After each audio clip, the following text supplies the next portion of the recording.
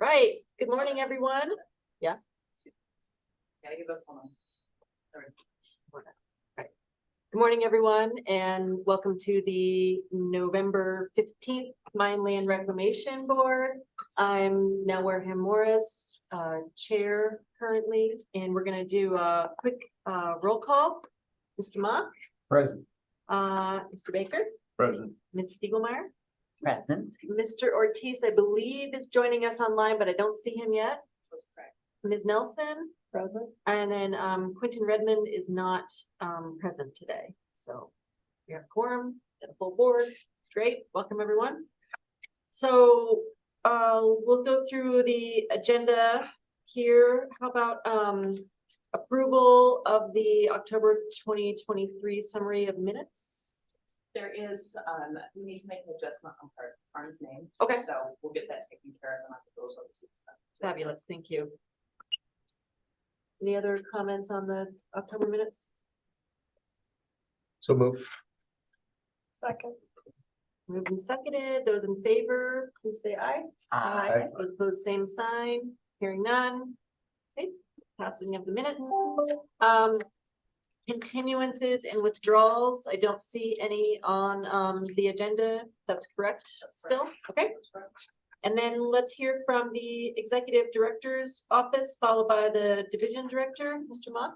Great. Thank you, Madam Chair. Good morning, board members, acting director Cunningham. Appreciate everybody joining us here. Tim Mock, Deputy Director for the Department of Natural Resources. A couple of updates. We'll start with staffing updates in the Executive Director's office. One, those of you that know Angela Bogue, she was the Assistant Director for Climate and Forest Health. She has accepted a position as the Climate Resiliency Manager at Colorado Parks and Wildlife. This was carved out in legislation a couple of years ago. So we're really excited for her. It's a tremendous loss to the Executive Director's office, but we'll be in close contact with Angela and her expertise shaping and influence public policies around climate resilience and conservation of biodiversity. We also just announced that Michael Elizabeth Sakis has joined our team as the Colorado River Communications Specialist and will be a key component of that Colorado River Task Force team. She comes with more than 10 years of experience as a journalist in Colorado, most recently working for Colorado Public Radio. She did some outstanding reporting on water resources in Colorado. So quite the grab for DNR. Very excited to have Michael along. I think you all heard Kevin Ryan, the state engineer and director of Division of Water Resources, is retiring effective January 1st. So we will kick off a search process in the beginning of 2024. Per statute, the governor actually appoints this position of the state engineer and DWR director. Obviously, our executive director, Dan Gibbs, will be involved in that.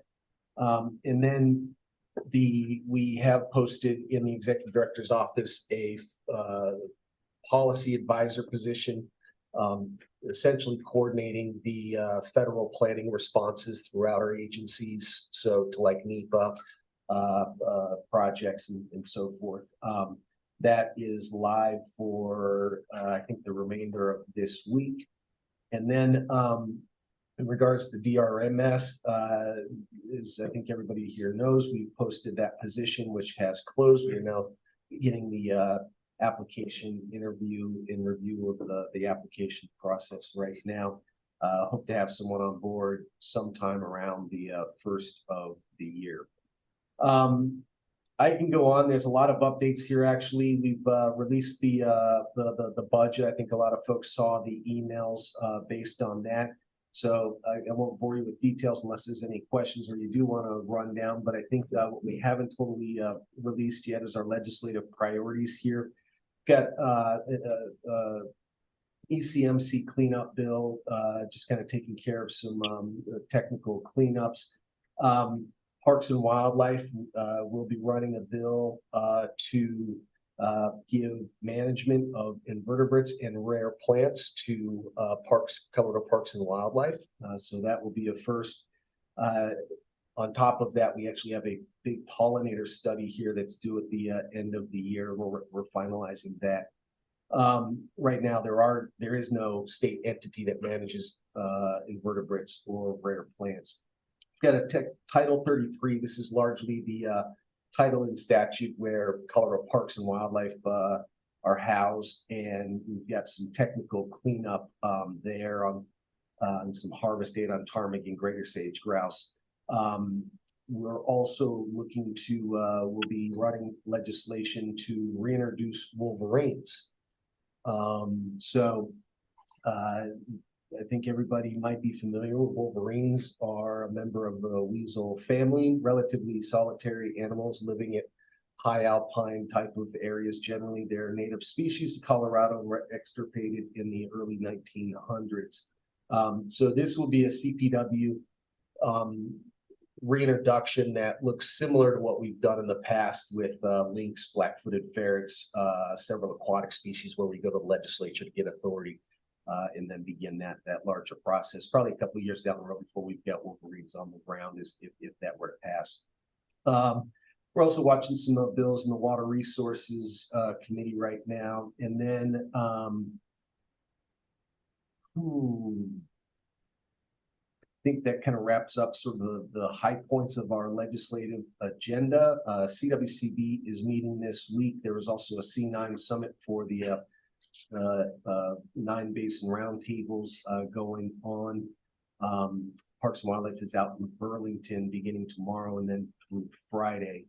We've also got the Colorado River Task Force that's been meeting regularly down in Ignacio and Towak to meet with the Southern Ute Indian Tribe and the Ute Mountain Ute Indian Tribe. So we're working with them. That's working through a list of proposed recommendations for legislation that includes everything from securing funding for aging infrastructure to establishing term protections against abandonment for industrial water rights that could also benefit environmental needs through the in-stream flow program. That reminds me on the budget side, I do want to highlight that we are bringing on, I think biodiversity sort of is the phrase, if I had one for this legislation, for this legislative session for us. We'll be adding 13 state land board and Colorado Park staff through the budget process dedicated towards biodiversity. State land board, obviously some staff in terms of better land management, but also employing some of the new upcoming leasing opportunities to assist with biodiversity and climate change. And then last month, Governor Polis appointed Becky Mitchell, who is the state of Colorado's commissioner on the Upper Colorado River Commission. She is now also the director of compact negotiations of the Interbasin Compact Committee, the IBCC. She'll be the chair and will strengthen and integrate water policy. The discussions happening across the state, the Colorado River Basin and American West at the IBCC. So this makes a lot of sense actually there. And then wolves here, I think we also might have seen the news that Colorado Parks and Wildlife, the 10J permit that we've been waiting for will be live. It's been approved by the Fish and Wildlife Service. It's got a 30-day cooling off period, and then we'll be live the first week in December. And so we are working with Oregon right now, who I think you all have also seen in the news that we've secured potential wolves, gaming out the plan there to capture wolves in Oregon. It will be dependent on various conditions, especially snow. Makes it a lot easier to track, capture, and also just regulate body temperatures of the wolves when we pick them up. And then we've also working to eradicate zebra mussels out of Highline Lake State Park out west near Grand Junction. I think you all have seen this in the news. We had a positive zebra mussels tests, found a few more, and we'll be draining that lake all the way down as we work through that. So I'll stop there if there's any questions. Thank you. Any questions? Yeah, it's a lot, huh? Yeah. All right. Thank you, Tim. Acting Director Cunningham for the division report. Good morning, Madam Chair, members of the board. I will also start with just some personnel update. Last month, I let everybody know that we had hired a new budget director, Elena Lazarevska, pardon me, who has joined us here this morning. We were incredibly pleased to bring her on board. She started on November 6th, has hit the ground running. Elena comes to us with a wealth of experience in budget and accounting, as well as state service, coming over most recently from Colorado Parks and Wildlife. So we've got a lot of work for her, and we're incredibly excited to have her here. Would also just like to acknowledge and welcome our newest board member, William Baker, who's of course filling our agriculture seat. And so we're incredibly pleased to have Bill, I believe you go by on board. Yeah. Bill is a 5th generation Coloradoan with deep roots down in the Pueblo area, and had some extensive experience working in the office products industry. Bill currently resides down in Colorado Springs, so we're happy to have you on board, and welcome. Thank you. We also had some exciting goings on this at the end of October. On the 31st, the division had the honor of attending a press conference with U.S. Secretary of the Interior, Deb Haaland. In attendance was DNR Director Gibbs, as well as our federal partners, the Office of Surface Mining, Reclamation, and Enforcement. The Secretary was on her second stop of the Biden-Harris administration's Investing in Rural America's event series. And this was to highlight and announce the $10 million in fiscal year 2023 funding for President Biden's Investing in America agenda. So of course, this is part of the $150 million that the Enacted Mines program will be receiving over the next 15 years. And to date, we have received $20 million. These AML reclamation projects support jobs in communities by investing in projects that close dangerous mine shafts, reclaim unstable slopes, improve water quality, and restore water supplies that have been damaged by mining. It also enables economic revitalization by reclaiming hazardous land for recreational facilities and other economic redevelopment uses. So it was a really wonderful opportunity to brief the Secretary on the great work that the Enacted Mines program is doing. And we were able to visit one of our reclamation projects at the Bluebird Satanic Mine. That is a legacy coal mine located on undeveloped parkland in Jefferson County. So the remediation work that's going to go on out there consists of safeguarding a collapsed shaft. So the Enacted Mines program will be doing some horizontal drilling and grouting to minimize any surface expression that might create hazards there. And if you're familiar with this area, it is near Red Rocks. There is a lot of activity out there, a lot of recreation. And so this is a great opportunity. And just wanted to commend Jeff Graves, the Enacted Mines Program Director, and all his staff for the great work they're doing. And I know we're all excited to see what they accomplish over the next 15 years. I will also note, because we've had discussions with the board in the past about our notice process, both for the public and for our sister agencies. We did have a meeting recently, Russ Means with the Active Mines Program, met with the Division of Water Resources, just to have some ongoing conversations about how we are coordinating on review of applications. I think it was a very productive conversation, and we've got good open lines of communication with them. State Engineer's Office routinely provides us with some very important comments. I think as the board is aware, issues surrounding water, whether that's surface or groundwater in the state, are quite important. And so we're pleased to be able to continue to communicate with them on those issues. And the last thing I'll just note, I don't want to steal any of Russ's thunder, but we're going to have a discussion here today about the Jack Starner Awards, and that we do these awards annually to recognize the outstanding work and reclamation in our construction materials industry. This is something that we look forward to every year, to be able to highlight the important work that the construction materials industry is doing. which I think, as the board knows, that comprises the majority of the mine sites that the Active Mines program has oversight over. So I'm looking forward to hearing more from Russ about this year's award recipients. And that concludes my comments. I'm happy to take any questions if there are any.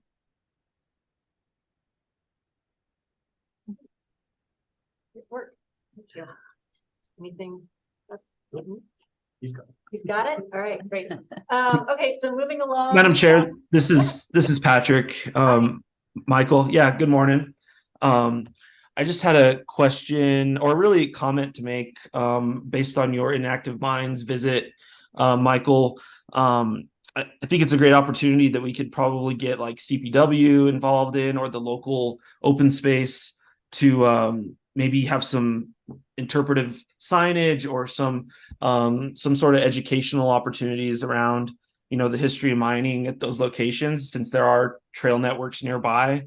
So that was just a comment that I can make, and that I wanted to make, and see if we could, help make connections there to provide, just more opportunity for the public to understand the history of mining and where it's going for the future. So just wanted to highlight that, but thank you all for that update. That was great. Absolutely. That's a great suggestion. Thank you. Thanks, Patrick. Okay, so the final agenda, depending on how recently we've got some additional items that moved to consent. So both items that were previously items 6 and 7 are now on the consent agenda. I'm not sure how much discussion is warranted for either one. Do we need to go through each one individually and do anything, or can we just move to approve the consent agenda with those two items? You guys have all the information that was in the packet. And then I do believe Amber's gonna go ahead and give you an update on what's going on. Is that correct? Or you're good? Yeah, we're fine. We're fine, no Unless there's questions. discussion or, okay, Yeah. so you, Up to you guys, if you got questions, ask them. If not, perfectly fine to. just approved the consent agenda. Okay. Did anyone have any questions? So we're talking about M 1985-2018, the Martin Marietta materials, and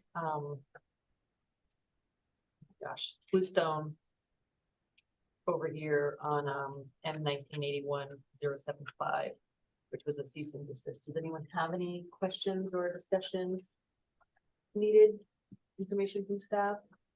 I had one question, and that was just regarding the penalties to be paid, because I was reading could be $100 a day or $1,000 a day, and then it was in between. I'm just curious about the process to come up with those numbers.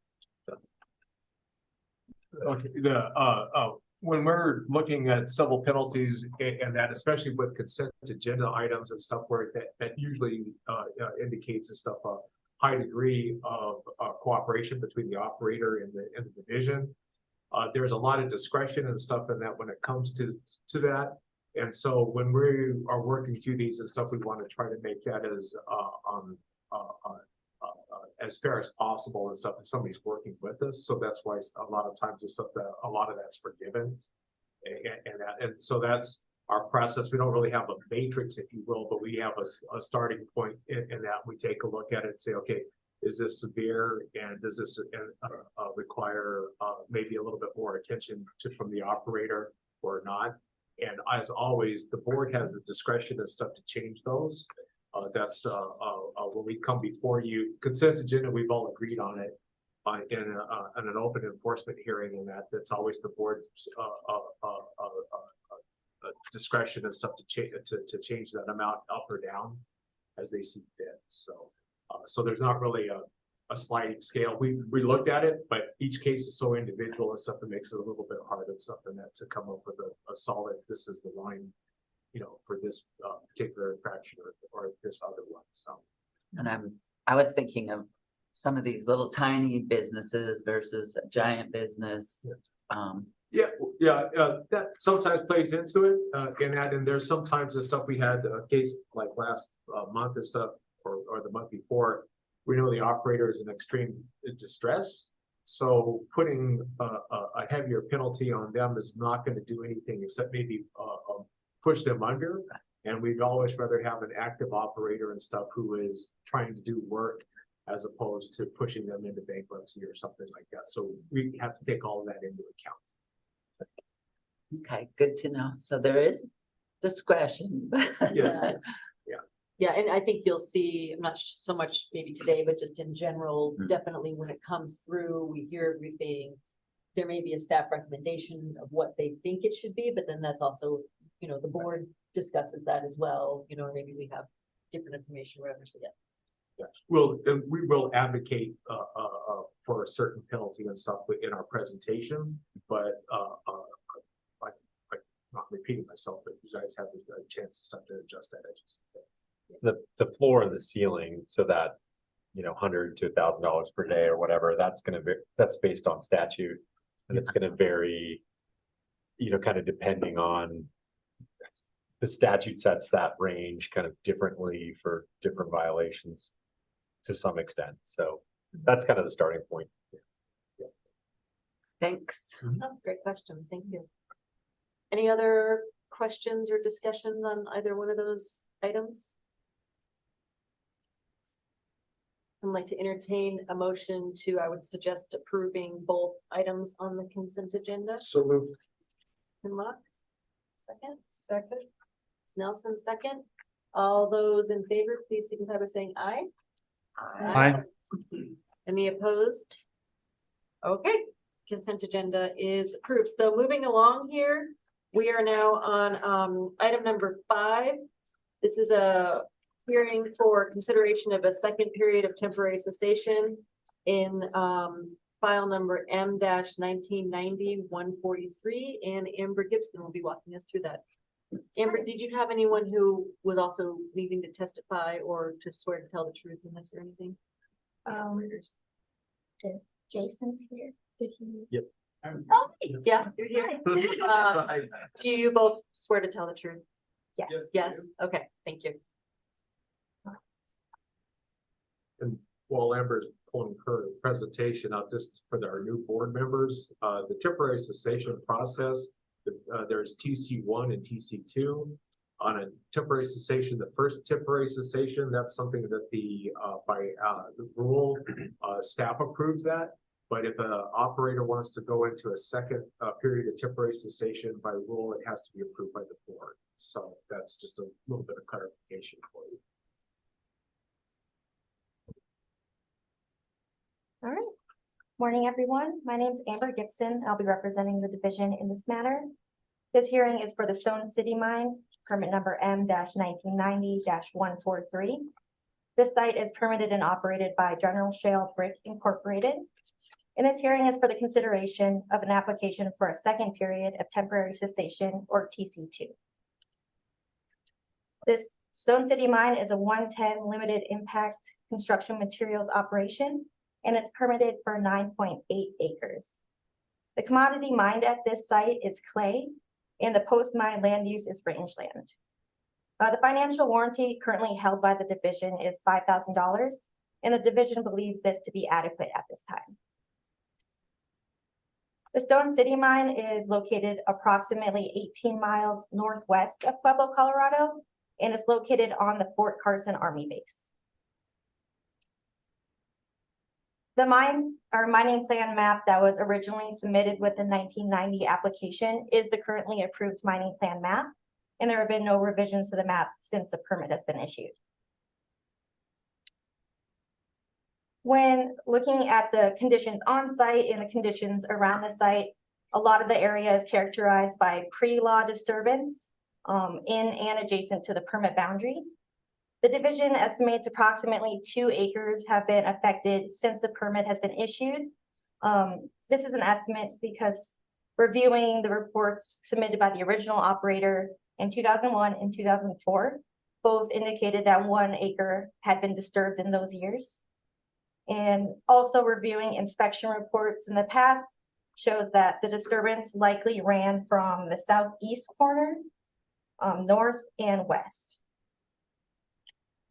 But again, if we look at the approved mining plan map, we see that this area is also characterized by pre-law mining disturbance. So the disturbance that we see on site today is pretty minor. It basically consists of a few rubble piles located within the permit boundary, as well as pre-law disturbance with rubble piles and indications of underground mining in the area. So it gets to be a little bit difficult to determine what is pre-law and what has been done since the permit has been issued. But what's out there is pretty minor. The current operator submitted an annual report map that does a good job of demonstrating the disturbance on site. So the orange polygon indicates the pre-law disturbance in the area. The green polygon indicates the current permit boundary. And that red polygon indicates where the pre-law overlaps with the current permit boundary. And then from there, again, it gets a little bit difficult to determine what of that disturbance is pre-law and what has been redisturbed since it's been permitted. From looking back at those inspection reports and annual reports, we estimate that any disturbance that has occurred in this area from the southeast corner going north and west. The site is located in an area with a lot of native cliffs. So if we look at the yellow arrow in this image on the left, that is undisturbed area outside of the permit boundary, where we can see some natural cliffs occur. And then under that red arrow, that's near the southeast corner of the permit boundary. And the distinguishing features really are that there's a few piles of rubble around it. Otherwise, it does pretty much mimic the surrounding areas that haven't been disturbed. Also with that, we see a lot of native vegetation has volunteered back into the area as well. The picture on the right is a picture from the southwest corner of the permit. And again, we see cliffs that run along and within the southern boundary of the permit. So on November 1st, 2021, the first period of temporary cessation expired. On February 14th, 2023, the division received the annual report stating that the mine was still in temporary cessation. And then upon further review, on March 10th, 2023, the division sent the operator a notice requiring them to either apply for a second period of temporary cessation, resume mining, or begin final reclamation. Then on April 20th, 2023, the operator submitted an application for a second period of temporary cessation.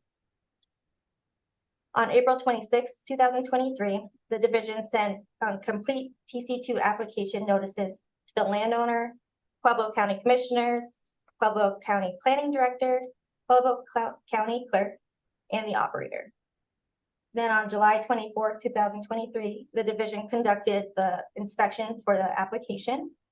And then on October 17th, 2023, the division sent notices of the formal hearing before the board for consideration of a TC2 application to the operator, Pueblo County Clerk, Pueblo County Commissioners, and the Pueblo County Planning Director.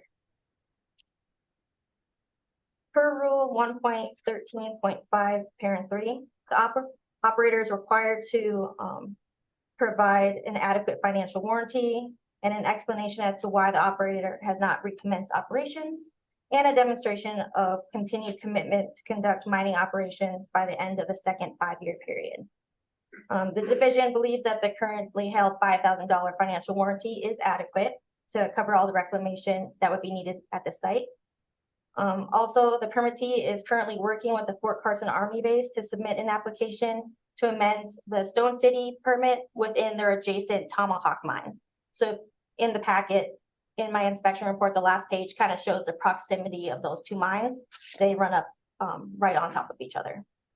And then also the operator has been in contact with the division and has updated us recently that Fort Carson is going to require a NEPA analysis. So they are starting that process and working towards amending those permits together so they can begin mining within the Stone City area as well.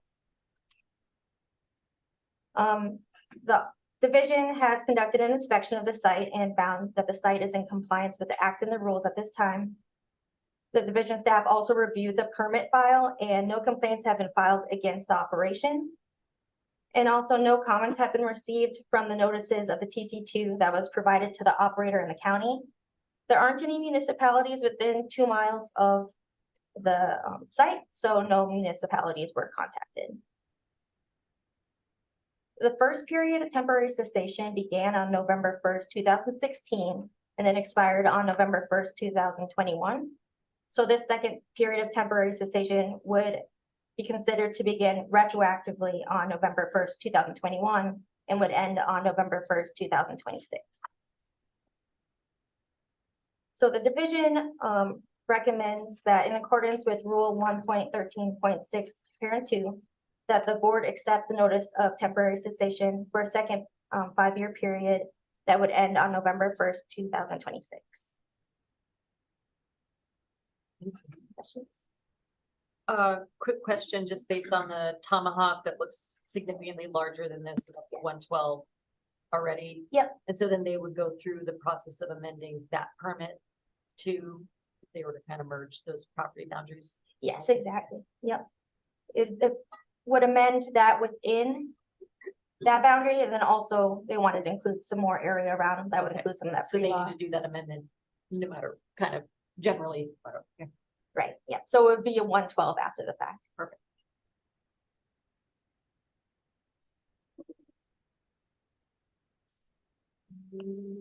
Questions, discussion? Board?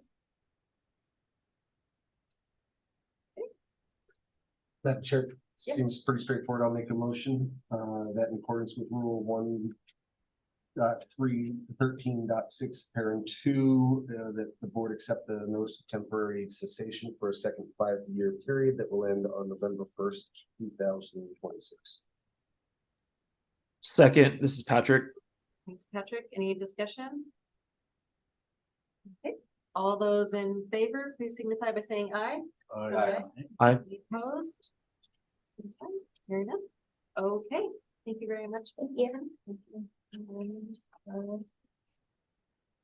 Okay, moving along here to item number 8 on the agenda.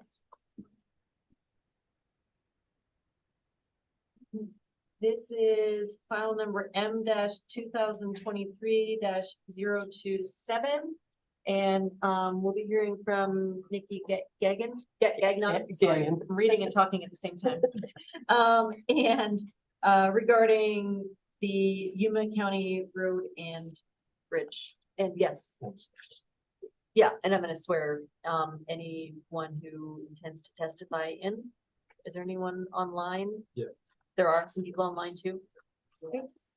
Do you all swear to tell the truth? Yes. Yes. Thanks so much. Okay.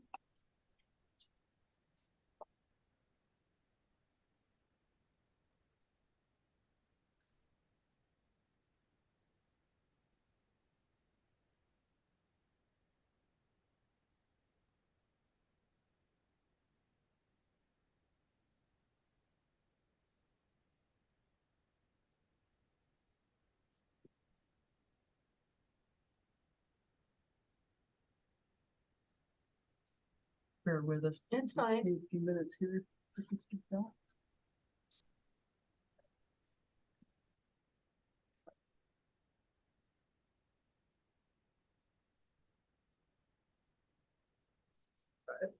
Let's try that.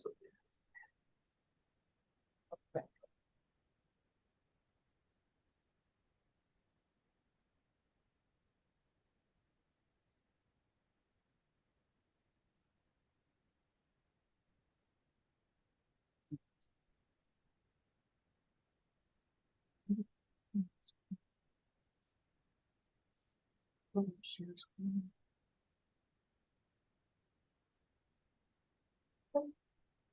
Okay. For those of you on the call, we're just trying to get the screens to align, do their job. Yeah. Pick up where the Amber. What do we do? We're just trying to open the PowerPoint. It's not on that. sharing for PD. So if you can share screen, you can see it. So- Is this the Yeah, PDF that's it, yeah. right here? That's the wrong one. Is that the wrong one? What is that Is it one? this one? Yeah. Okay, cool. Thanks, Amber. Yes. I want you to open one. Yeah, it's being a little squirrely this morning. Every time we think we get all of the things figured out. That is so strange. Yeah, maybe we should just close it and stop sharing screen and then just start from scratch. Oh, you're sharing a screen already? No, Well, you're not. How'd you put it on here? Was it on the jump drive? but if, yeah, we can try it out. Let me just close it. Yeah, let's just close everything and then do it again. Seems as though no matter how much Oh, you practice it, you still run into some issues. Okay, so nope, No. that's the, yeah, go to the thing of one, This one? and then share, and then move, like grab the top bar. Move it, keep going off screen this way, keep going. There she Oh, is. there you go. And maximize it from there. Right, and then And then remember that to do the sidebar. full screen, yeah. Somewhere we can see it. I can't see it. Would you rather have it on this one? Yeah. That's fine. too. Okay. Yeah. Yeah, that's so it can be seen on the Zoom, but if you could just one in front of you, I'm gonna get it. I'll grab it. Just grab it and pull it toward your. It's very advanced. And then let's do file full size. for that. Full. Somebody use it, full screen view, full screen. Full screen, but. There we go. You want it over there? Okay, well then we'll have to do that same thing on the other side. Oh. Yeah. Now it's showing up to Yeah. the Zoom. Yeah, Okay. full screen. There we go. All right. All right. All right. Okay. That's fine. Okay, good morning, members of the board. I'm Nikki Gagnon. I'm representing the division today for this enforcement hearing for the Ritchie Sand Pit. This is an unpermitted site in Yuma County and it's file number M2023-027. This hearing is for the consideration of a possible violation, cease and desist order, corrective actions, and civil penalties for failure to first obtain a reclamation permit from the board or office before engaging in a new mining operation. We'll start with the chronology. On August 22nd and 23rd, the division received 3 complaints indicating that unpermitted mining was occurring at a site in Yuma County, and the material was being transported up to a location 30 miles away. On August 31st, the division met with the landowners, Merle and Charlotte Ritchie, and conducted a site inspection. The division observed an unpermitted excavation on the side of a large sandhill on a parcel owned by Ritchie's Ready Mix. The excavation was estimated to be approximately 1,200 square feet in size and 20 feet in height. Mr. Ritchie stated that he originally opened the excavation to obtain sand for landscaping and pothole repair on his adjacent property. And he put up a small free sand sign at the excavation. And with Mr. Ritchie's permission, Yuma County Road and Bridge excavated an additional 450 cubic yards of sand, which is approximately 30 truckloads, and transported the material to the Yuma County Fairgrounds, which is 30 miles away in Ray. Or actually 30 miles away in Yuma is west of Ray. So also on that day, the division met with Tom Anderson with the Yuma County Road and Bridge. Mr. Anderson confirmed that the county took approximately 30 truckloads of material to the fairgrounds. And he also stated to me that he was aware that Mr. Ritchie did not have a mining permit for the site. The division also met on that day with one of the complainants, Mr. David Wingfield at his home. He lives approximately 500 feet east of this excavation. And his main concern was wind and water erosion and particularly wind blowing sand onto his own property. That's one of the reasons he filed the complaint.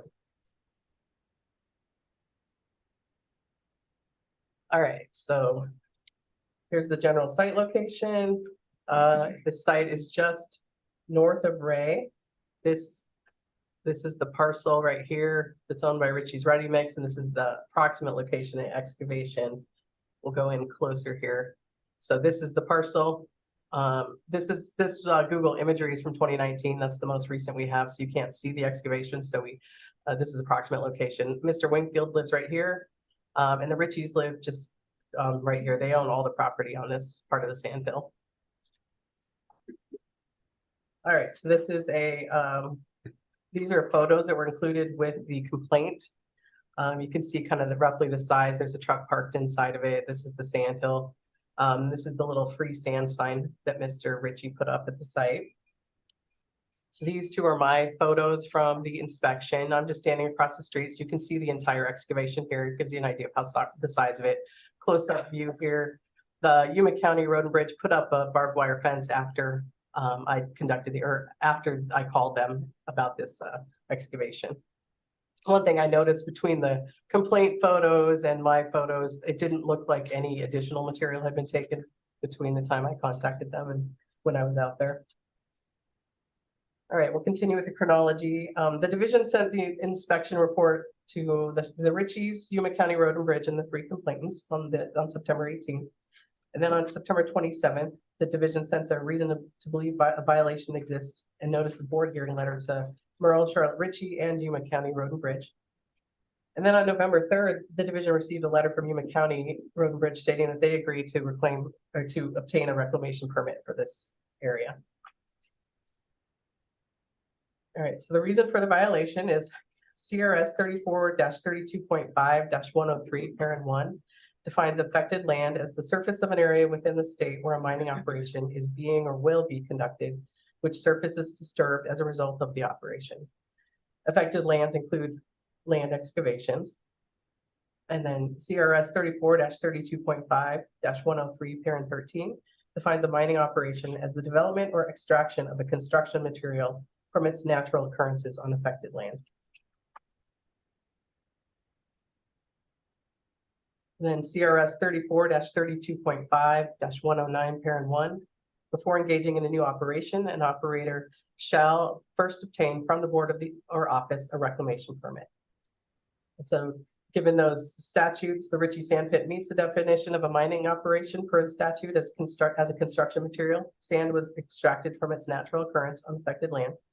The Ritchie sand pit meets the definition of affected land per the statute as the surface was disturbed as a result of a mining operation, including a land excavation.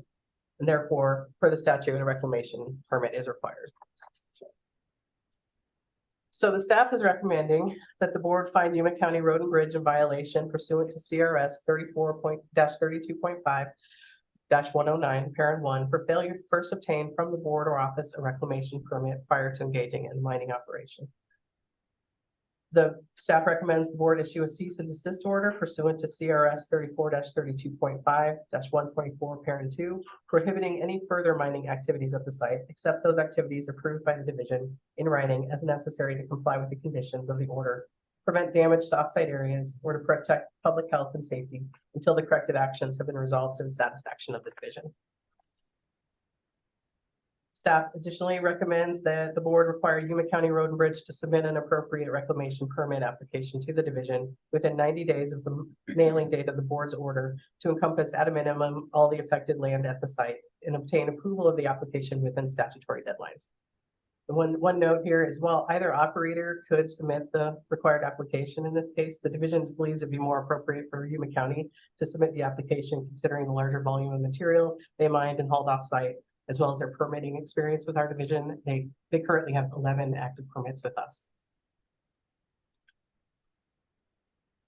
So on civil penalties pursuant to CRS 34-32.5-123.2, an operator who operates without a permit shall be subject to a civil penalty of not less than $1,000 per day, nor more than $5,000 per day for each day the land has been affected, not to exceed 365 days.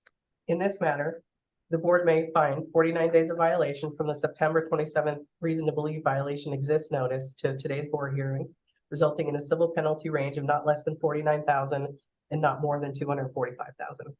In addition to the civil penalty range provided above, CRS 34-32.5-123, parent 4, states the board shall also assess a civil penalty in the amount not less than the amount necessary to cover the costs incurred by the division in investigating the alleged violation.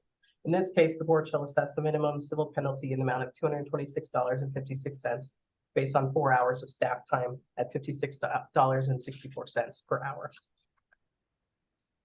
So the staff recommends that the board find Yuma County Road and Bridge in violation for 49 days and assess a civil penalty of $1,000 per day for a resulting civil penalty of $49,000. In addition to the $226.56 for the division's cost incurred investigating this violation, for a total civil penalty assessment of $49,226.56, with all but $1,226.56, the civil penalty plus the staff time suspended. if the corrective actions are complied with by the deadline specified in the board's order. Payment of the suspended portion of the civil penalty shall be due and payable within 30 days of the effective date of the board's order unless otherwise specified in the board's order. Where corrective actions are not completed by the correction active date specified in the board's order, the suspended civil penalty amount shall be due and payable within 30 days of the board's ordered deadline for completion of the corrective action. One additional note is the board may suspend all or a portion of the civil penalty with the exception of the penalty required to be assessed for staff time per the statute to encourage timely compliance with the corrective actions as well as compliance with the act rules and regulations. That's my presentation. If you have any questions. Yes.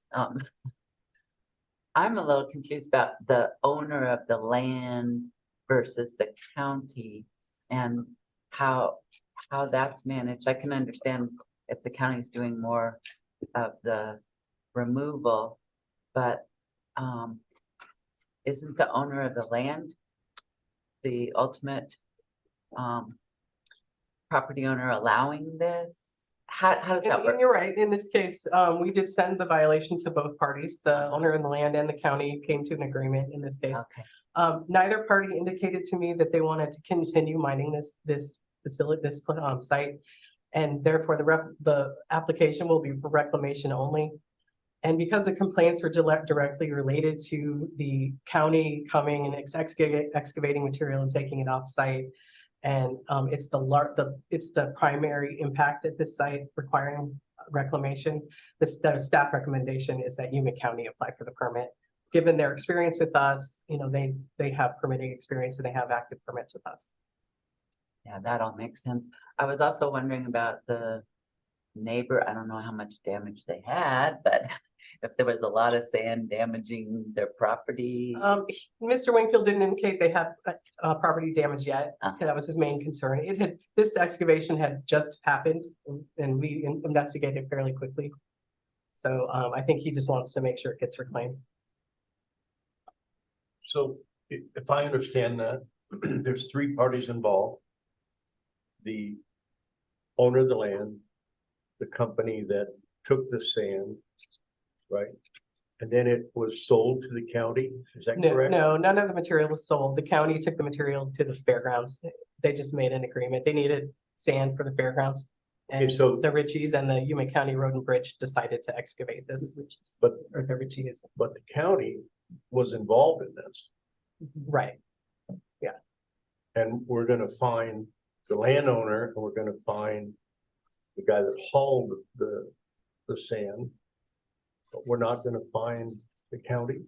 Actually, no, our recommendation is that the county is fined and the county applies for the permit. We're not recommending that you find the landowner at this time. And the further recommendation is that it's all suspended.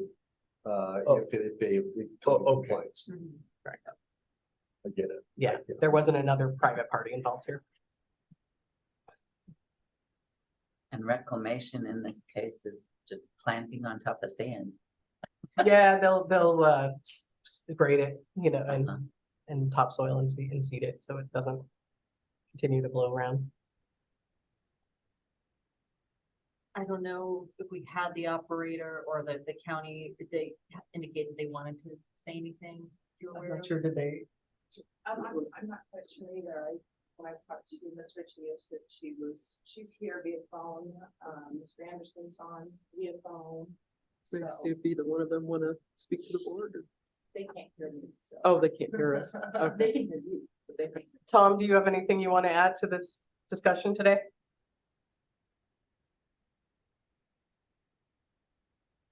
They're trying to take off their. Yes. I really don't have anything to add. When Nikki was out, we talked about it when she was out, doing another mine inspection with us. We're fully willing to get a reclamation permit, and reclaim that area there. We're not the only ones that got the sand out of there. I think that's been discussed. But we're the ones that's willing to I'll go back in there. I have to strip some more of the vegetation back in order to be able to get a 3-to-1 slope. We're willing to do all that. We will reclaim that. I don't know what else to say to you folks. We got our hand in the caught in the cookie jar on this one. So to speak, but we're willing to make it right. Thank you. Thank you. Thanks for taking on being willing to do the reclamation. I know there's a lot more to do on the county, but this seems like a good plan forward to me.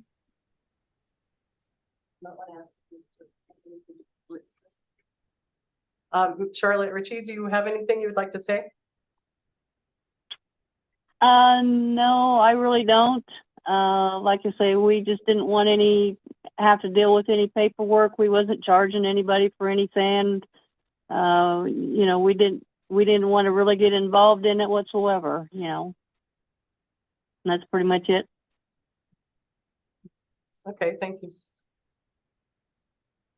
Any further discussion, questions from anyone? Thank you. Would anyone like to entertain a motion based on any of the staff recommendations? Sure. I make a motion that we accept the staff recommendations for the violation, cease and desist, corrective action, civil penalties, and that we find liberties, Yuma County Road and Bridge in violation for 49 days and assess a civil penalty of $1,000 per day for the resulting civil penalty of $49,000. In addition to $226.56 a division's cost for incurring the investigating the violation for a total civil penalty assessment of $49,226.56 with all but $1,226.56 suspended if the corrective actions are compiled by the deadline specified in the court order. I'll second it. Thank you, Patrick. Any discussion? All those in favor, please signify by saying aye. Aye. Aye. Any opposed? Okay, this one passes here with the enforcement hearing. Thank you so much for that information, and I appreciate the cooperation with the county and the property owner, and also just the neighbors hopefully feeling like they can call and make a report and get something resolved. So moving along, we do have one discussion item, number 9. I believe that Mr. Means has a bit of a presentation for us.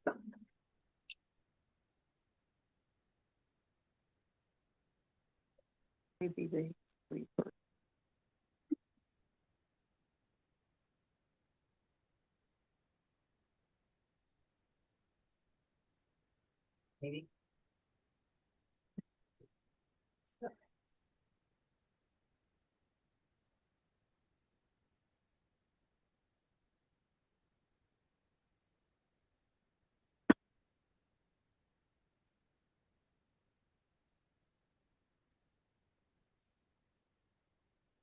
Getting the screen back up again. Yep, we got to jump around here and stuff in that, so.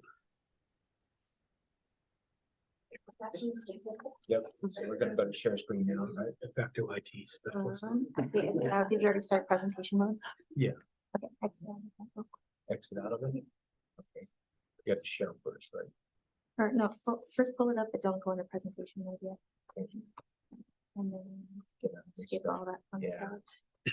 Why it's doing that. I don't know. Okay. And then go into Zoom. Yeah. And then click share screen There we go. All right. and then share one. Okay.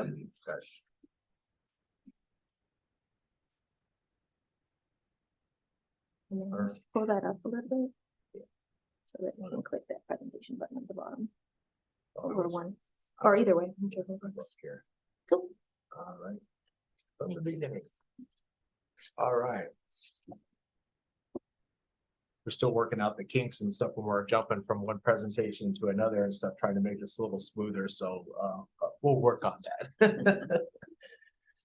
So, Russ Means with the division, today, it's once again my honor to present to the board the winners of the Jack Starner Memorial, Reclamation Awards. These awards are, sponsored annually by the Colorado Mine, Reclamation Board, as well as the, Colorado Stone, Sand and Gravel Association, honoring outstanding reclamation and community outreach for aggregate construction materials operations. The idea of this is to further the collection and dissemination of information about successful reclamation techniques and community engagement. So the award honors the memory of Jack Starner, who served on this board in its early days, who provided valuable guidance to the industry, local government, and the environmental community in mine land reclamation. So this year we have two awards. The first one is for outstanding diverse reclamation, going to Albert Fry and Sons for the Worthing and Stagecoach pits. The former Worthing pit and the Stagecoach pit are located in Brighton, Colorado, adjacent to each other. They are located south of E470 and kind of west of Brighton Road and north of 124th Avenue. So the South Platte River goes along the side on the west side, and on the other side of the river are the Adams County Fairgrounds, the regional park, and the sand dunes, the Riverdale Dunes Golf Course. So together the pits total approximately 245 acres. The Worthing and Stagecoach pits were permitted back in 1977 and in 1983, respectively, and they mined approximately 10 million tons of sand and gravel aggregate, which were extracted from the pits for 35 years from 1978 till about around 2013. So the site has been reclaimed. Let me click here and get you some pictures up here and stuff in that. The site has been reclaimed and stuff into several different reclamation types, including recreation, wildlife, habitat, upland, agricultural pasture, and water storage. In the recreation and stuff, the northwest area has been reclaimed as a 25-acre recreational lake. Wildlife habitat includes the lake and adjacent floodplain along the sides of the river, which provide excellent habitat for wildlife. The uplands is the highest elevation areas is being developed and stuff as a commercial industrial area. The agricultural pasture area and the south central area has been reclaimed to what was done prior to mining. And then the water storage is the south area, which has been reclaimed to a water storage resource reservoir, which will hold approximately 600 acre feet of water. The reclamation type was chosen based on their suitability for the specific area based on elevation, topography, and compatibility with adjacent uses.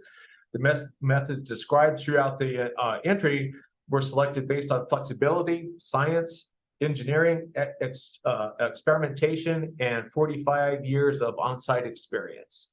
So after 35 years of mining and 10 years of reclamation activities, the grading reclamation of the site was completed in 2023. Final seeding of some areas was completed in 2023. So the remaining areas, the reclamation permit, which is approximately 60 acres, will be ready to be released in 2026. So based on their ability and stuff to adjust their reclamation plans to the community around them, as well as the needs and stuff in that of the area, we are awarding them that for awarding Fred Fry and Sons and stuff the award for diversity in reclamation.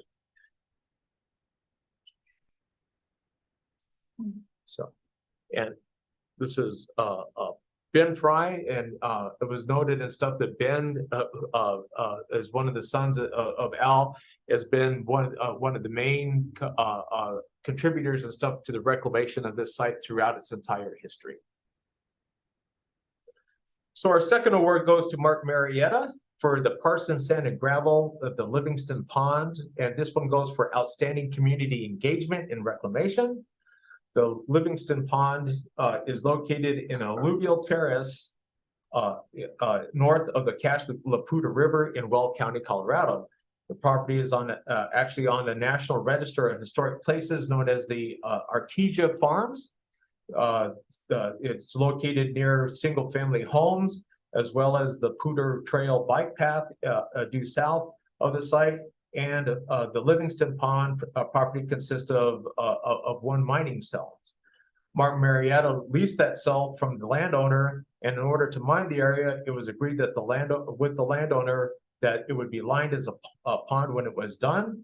Once the lined pond passed the state engineer's leak test, Martin Marietta and the landowner are required to fill the pond with their respective water shares. So the state engineer approved the leak test on that in August of 2023. And the land just north of the pond has also been returned to its original state, which was primarily agricultural use. So for community engagement,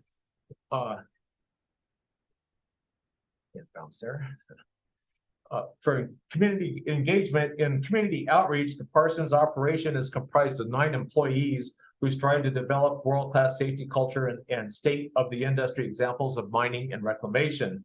As the location has worked to maximize the reserves of the permit through modifications, it has been challenged by public opposition.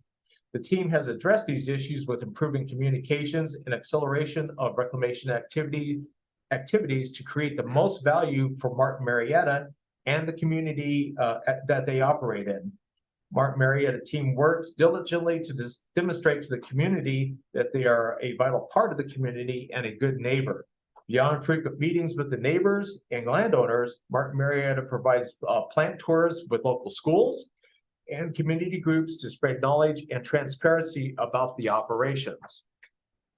For community enhancement, the completion of the Livingston Pond as a water storage has provided an enhanced wildlife habitat. The exposed water has invited geese, ducks, turkeys, and deer onto or near the property. The clay slope liners were designed to have animal access to ensure wildlife has a way in and out of the line facility. The neighbors have made comments and stuff that they are delighted to have seen the additional wildlife in the area as the pond fills up. In community education, the team has dedicated to the community that their operations and stuff will try to comply with everything that they wish and stuff in that. So they are proud of the education and generating additional funds for Colorado Public Schools. And it is their goal to help educate the community on the benefits of mining, sand and gravel, and the benefits of reclaimed lands, bringing them back to the environment. So these awards will be presented Friday at the annual CRMCA CSSGA conference luncheon in Colorado Springs. We'd also like to note that these sites will be being added to a page that we're adding to our website that is dedicated to the current and past recipients to showcase to the community the outstanding work our permittees do to return lands back to beneficial use for the citizens of Colorado. It's a goal of stuff that we've talked about, some of the board members and stuff, we've chatted about that. And so we're working on that. We're actually pulling a lot of the old PowerPoint presentations and stuff up that we have and putting them on the webpage and stuff with a link so that the community can see some of the great work and stuff that we've done there. So we do this for Hard Rock as well and coal. And those are usually done with CMA at their annual conventions and stuff, which are usually the end of February and that time frame there. So with that, I'll conclude my presentation. And if there's any questions, discussions, or anything like that, we'd be happy to talk about it. Thank you, Russ. Great projects. This is a little off, but I'm looking at Tim. This is so beautiful, and the recreation and the wildlife. And I just couldn't help but think about how many we have like this in Colorado and the evaporation. And I'm all for it, but I'm thinking, oh my gosh, has anybody ever looked at all the evaporation? That's from all. Yeah, that's actually part of our process and stuff. When we send notices to the Division of Water Resources, when we look at permitting a site, they have to have water augmentation plans. And evaporation losses and stuff are all part of those calculations and that, so. And a lined pond is, you know, just a big bathtub. And that, so those evaporations and stuff are kind of a separate deal from ones and stuff that we have just exposed groundwater, but those are all accounted for, so.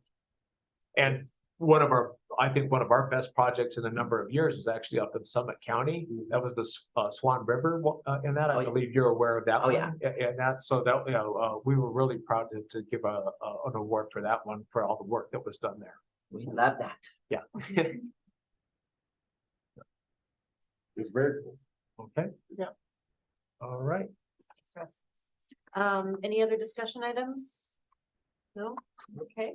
I don't believe, is there any public comment? No, and we have no need for an executive session. All right, in that case, motion to adjourn. So moved. So anyone opposed? Great. All right. Well, we will see everyone at the December meeting, and thank you all for your time and your presentations, and see you next month. Outstanding work, everyone. Take care. Yeah. Thanks, Patrick. Well,